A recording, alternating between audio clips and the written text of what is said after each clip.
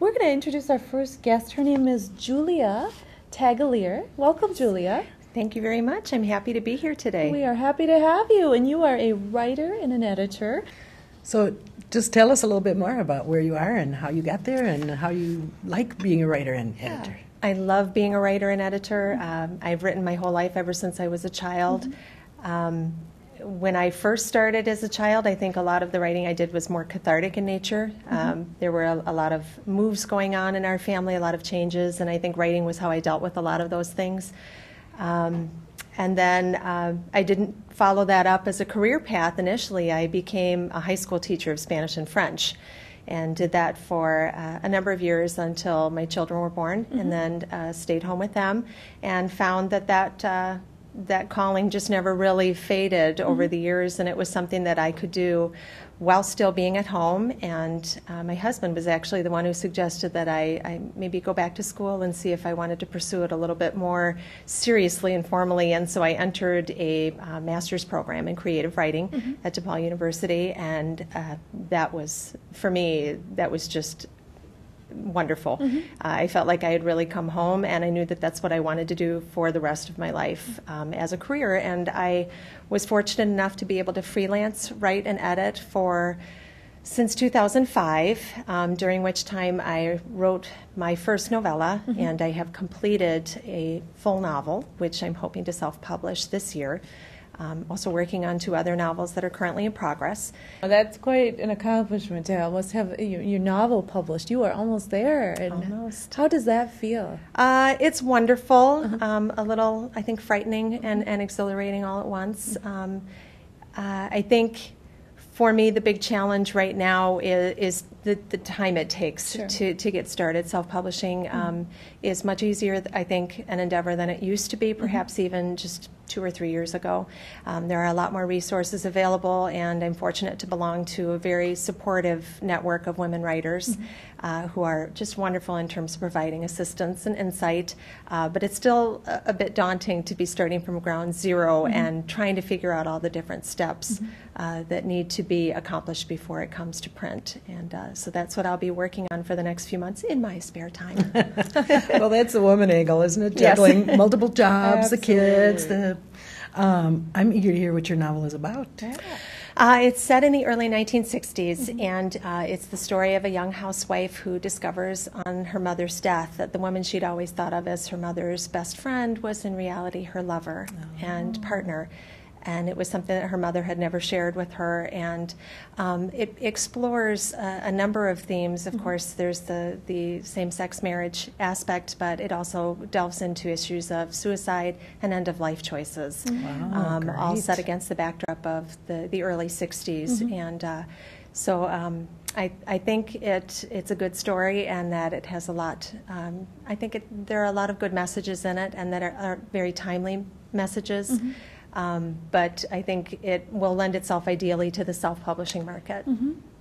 You had mentioned earlier you found writing very cathartic, especially as a young person. And I look at writing and I think, wow, that's so personal. And putting those words on the pages and coming up with those stories. And so, what's that like as a writer when you get it done and it's there? In my early days of writing, I was very hesitant to show anyone my work. If it was somebody that I knew personally, I didn't want them to see it. And particularly, I can remember that my children would come into the office, or my husband would come into the office while I would be writing, and I would immediately slam my laptop shut. You're not allowed to look at it.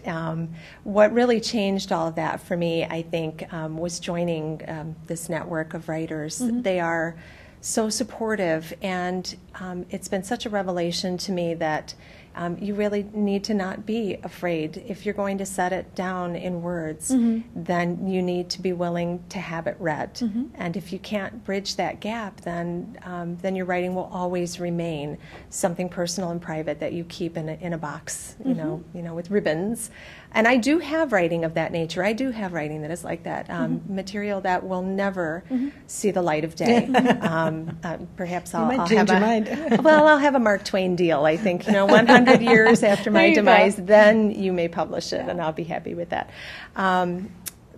But there's a different kind of writing then that's not cathartic. Mm-hmm. And my early writing was very much so, but my fiction writing is not as much cathartic. There may be pieces and scenes within each novel that are cathartic because you write what you know and you write what you feel and you write what you've experienced or what you imagine that feels like, and that is deeply personal. But I think if you're going to be a writer, you've got to have a thick skin. You have to be able to share that with everybody else, which is, it's almost a polar opposite of what that is the sharing. You're going out there naked. Right. But you have to have a thick skin to be able to be out there. And Julie, how did you spoke about the group that it seems to me, as you said, made the difference for you to cross that. They gave you that support. And I think often as women, we rely on each other. But what was it about that fellowship that allowed you to cross that? I think there was just a feeling of freedom, I think, within the group. There was such a feeling of acceptance. And I think, if you're the only person that you know that's doing something, particularly in a creative field, it's very easy to feel like you're crazy or you're not good enough because you don't have any point of reference. And don't you think that's worse for women? That there's, it's hard to see because, women are everywhere, but still, we don't really fit into the dominant culture. There's a wonderful book called Writing a Woman's Life, Carolyn Heilbrunn, I think, that the point is, so many of the stories that have been written, whether they're movies or books or whatever, fiction or nonfiction, really aren't about those core experiences of women's lives, because even if the women wrote them, the publishing world has been a male world. So I think for women to stand up and talk about what their real lives are like, or even imagining fictionally what women's lives are like, is an act of courage still. And having a bunch of other women say, that's safe. And I also, don't you feel like there's a little... it's sort of not a legitimate occupation. It's like, oh yeah, being a writer is what you claim you do instead of a real job. So again, having somebody give you that legitimacy to say this is important and it's worth doing, even if you don't get a paycheck every 2 weeks. Really? Why is that? Why do people look at that? No, I absolutely agree with you. And it's been a delight for me to have started with the Trade magazine because, well, that comes with business cards, and it comes with an office, and it comes with a regular paycheck, and it comes with a title and my own office phone. And I had those things as a freelancer, but I worked out of my home in my pajamas and my fuzzy slippers. Sounds great. It was it was wonderful, but I think that I think for people who are not inside that world, I think it's very difficult for them to accept it as a legitimate occupation. If you're not making a regular paycheck, if you're not, you don't have a title, and at what point do you get to call yourself a writer anyway? How many books do you have to have published? How many articles do you have to have published? And the sense that I got from this exceptionally supportive group of women is just that you're writing. And you're pursuing this as an active occupation. And if the paycheck isn't there yet, it will be, because you are treating it with a seriousness and with a formality that makes it so. And it will happen. And I think that's the level of support that was missing for me. This group of women, they make me feel like I can accomplish anything with my writing. And we all, I think, try to do that for each other. And the stories of the women in the group, that the personality and the challenges that they bring to the group, we all share. So when somebody is struggling with how do I juggle all the social media aspects in terms of my writing, how do I find time to write? We ask each other questions and support each other with answers. And this worked for me, maybe you should try this. It's just a tremendous group of resources also. It's been invaluable for me. Your topic interests me, obviously, as you said, a little bit controversial with the lesbian partnership and so on. But then on top of that, to set it in the 60s is really interesting to me. That must almost I mean, you're so young. That must seem like that was long before you were born, right? So. Not much long. Not that long. But you must have researched what things were like in the 60s. Yes, I did a tremendous amount of research. That is one thing that I really enjoy in any writing that I do, is the research for whatever I'm writing, whether it's fiction or whether it's for the trade magazine. I'm an avid researcher.